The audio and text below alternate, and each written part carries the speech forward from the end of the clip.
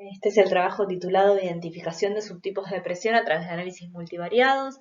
Es el trabajo final de la materia Introducción al análisis multivariado de la carrera de especialización en estadística para ciencias de la salud, de las autoras Julieta Lomastro y Marina Valerio. Y en este primer video vamos a presentar el problema inherente a la clasificación de los trastornos depresivos.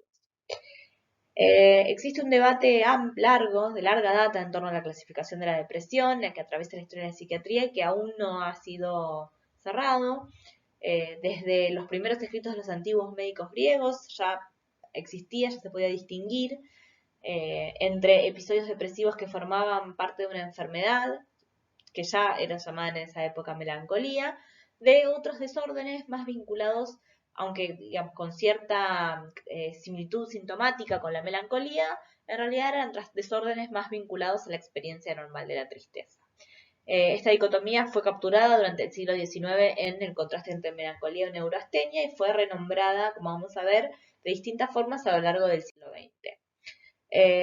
Llegado fines, digamos, en el siglo XIX y llegado a principios del siglo XX, existía lo que llamamos, esto que tenía una larga historia, que era este modelo binario de la depresión, según el cual existían distintos tipos categóricos de depresión.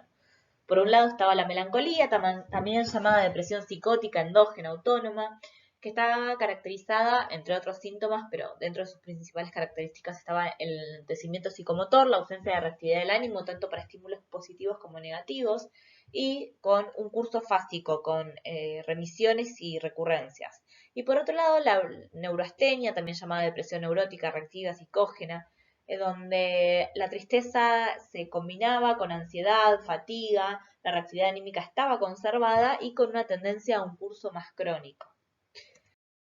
Dentro de los exponentes de este modelo binario hubo muchísimos, obviamente, pero vale nombrar, es importante destacar a Kraepelin, uno de los padres de la nosografía psiquiátrica, que subsumió a todas las formas de melancolía en este espectro que llamó psicosis maníaco-depresiva, donde se incluía tanto a la melancolía unipolar, es decir, los pacientes que solamente tenían depresiones de tipo melancólicas, y pacientes con cursos bipolares, en los cuales había episodios de melancolía y episodios de manía. Y si bien no fue su objeto de estudio, Kraepelin no estudió a las depresiones psicógenas, reservó este concepto de depresión psicógena para aquellos pacientes que tenían experiencias depresivas pero que no tenían melancolía, no pertenecían a este espectro de la psicosis maníaco-depresiva.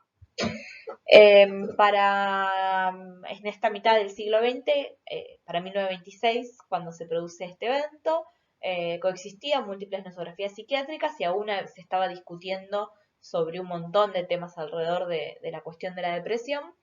Y en la reunión anual de la Asociación Británica de Medicina se publica esta discusión sobre la psicosis maníaco-depresiva, en la cual Potter, que es quien abre la discusión, hace esta propuesta que fue altamente controversial para la época, en la cual él dice, en oposición a este modelo binario, que la psicosis maníaco-depresiva, la depresión, la melancolía, o sea, la depresión de la psicosis maníaco-depresiva, era en realidad una mera desviación cuantitativa de otros estados depresivos. Es decir, él se oponía a esta distinción categórica entre melancolía y depresiones no melancólicas, y en cambio dio origen, o por lo menos fue uno de los principales exponentes, de lo que fue posteriormente el modelo unitario de la depresión, según el cual, como dije previamente, las distintas formas de depresión difieren únicamente en un continuum de severidad.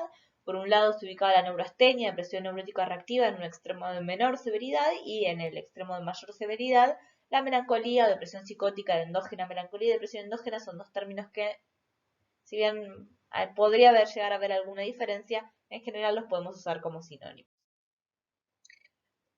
Llegado la década del 50, este debate seguía en pie entre distintos modelos de depresión, cómo clasificar la depresión, y surge la posibilidad de hacer, a partir de los avances de la informática, de hacer análisis estadísticos más complejos con cierta facilidad. Entonces, entre 1950 y 1970 se publicaron una serie de estudios que utilizaron técnicas de análisis multivariado y cuyo objetivo era identificar subtipos de depresión. O sea, se utilizó esta herramienta de análisis multivariado para la identificación de subtipos de depresión. En su momento se creyó que esto iba a ser la solución, la respuesta final a todo el problema de la clasificación de la depresión. Esto no fue así, los resultados no fueron del todo concluyentes, aunque hubo algunos resultados importantes que vamos a ver a continuación. Si bien probablemente haya habido bastantes limitaciones que hayan impedido que se llegara a una conclusión definitiva, algunas limitaciones que señalan después autores que revisaron el tema es la variabilidad de síntomas, o sea, lo diverso que fueron los síntomas que incluyeron distintos estudios, además diversidad de los pacientes que fueron incluidos en los distintos estudios, algunos pacientes con depresión, algunos pacientes con depresiones muy severas, otros con depresiones menos severas, algunos pacientes internados, otros ambulatorios, y algunos inclusive con variables no sintomáticas, características no sintomáticas de la enfermedad, como la presencia de desencadenantes, características de la personalidad previas a la depresión, lo cual dificulta la comparabilidad de estos estudios y dificulta entonces que se pueda concluir fuertemente. En 1981, Nelson y Charney publicaron una revisión sistemática de estudios de análisis multivariado, o sea, de estudios que utilizaron análisis multivariado para identificar sus tipos de depresión. 13 de 16 estudios de análisis factorial que encontraron hallaron un factor endógeno y 8 de 9 estudios de clústeres identificaron a un clúster endógeno.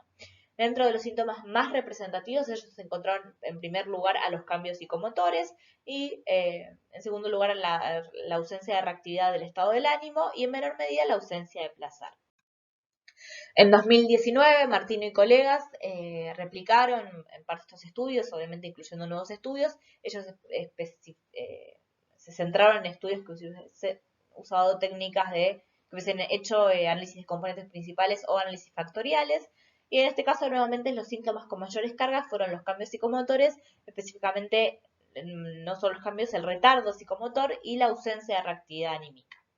Y dentro de las limitaciones, varias limitaciones que señalan los autores, una es, también hay gran variabilidad, o sea, muchas diferencias entre las variables incluidas en los distintos estudios, pero además la ausencia de estudios que evaluaran variables neurocognitivas, las cuales actualmente son muy estudiadas en la depresión y que se ha demostrado que habría diferencias entre depresiones melancólicas y no melancólicas con mayores déficits cognitivos en pacientes con depresiones melancólicas y además problemas con el diagnóstico de disturbios psicomotores. Es decir, no estaba muchas veces del todo claro cómo se habían diagnosticado.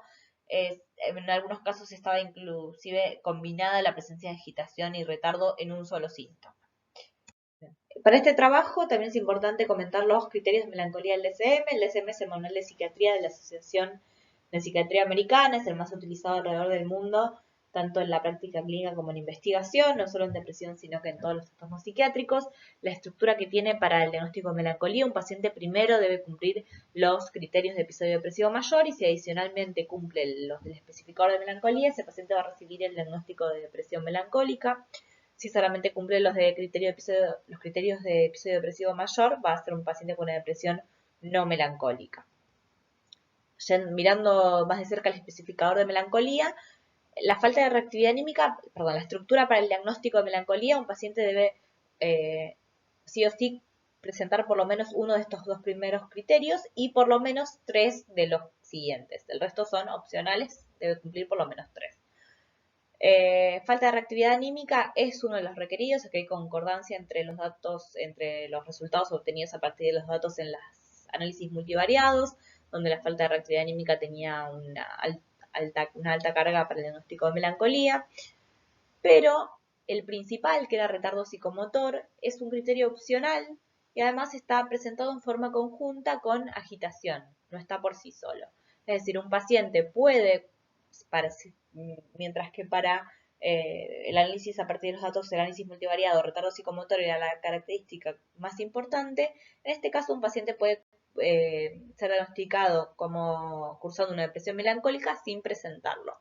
Y de hecho otro de los problemas que hay es el alto nivel de superposición. Otra crítica muy importante es el alto nivel de superposición entre los criterios de episodio depresivo mayor y de melancolía.